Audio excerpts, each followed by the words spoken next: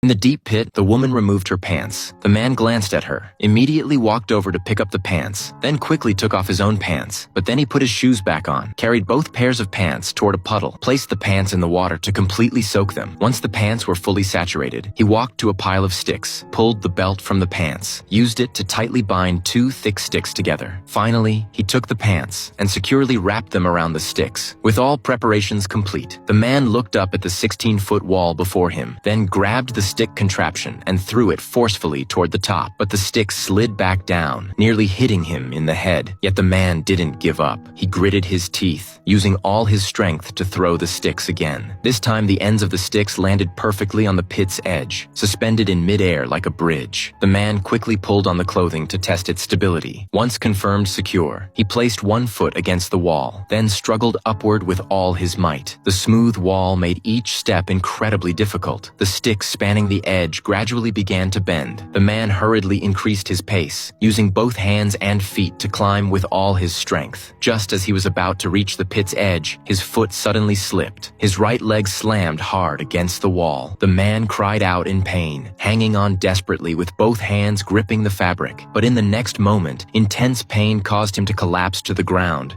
continuously moaning. The woman rushed forward to check on him, but the sight before her made her gasp. A gruesome wound appeared on the man's right leg, a large chunk of flesh missing from his knee. Seeing how serious the situation was, the woman didn't hesitate. Immediately tore a piece of fabric from the sticks, soaked it in water, then pressed it against the man's wound. But her actions, instead of easing the man's suffering, made him feel even worse. The woman was shocked by her own ineffective treatment, not knowing what to do next. She could only stand there frozen. However, what made matters worse, while she was busy tending to the man's wound, rain suddenly began falling from the sky, and as the downpour intensified, water continuously flowed into the deep pit. The woman couldn't swim. She became terrified, fearing she would drown in this pit. But the man opened his arms and smiled, watching the water pouring into the pit. He calmly led the woman to one end of the pit, taking her to higher ground to wait quietly. Soon the water level gradually rose. The man worried about the woman's inability to swim, wanted her to grab onto hanging tree branches. But at that moment, the woman suddenly slipped, falling heavily into the water, struggling desperately. As she was about to go under, the man became extremely anxious, quickly jumped into the water, struggled to reach the woman's side, held her tightly, refusing to let go. The two of them soaked in waist-deep water, desperately waiting. If the water got just a bit deeper, they could use its buoyancy to float out. However, they never imagined. After all their waiting, the rain suddenly stopped. The man felt helpless, but still optimistically reassured her. If they just waited longer, it would surely rain again. They would soon escape their predicament. But even after all the water had dried up, the next heavy rain never came.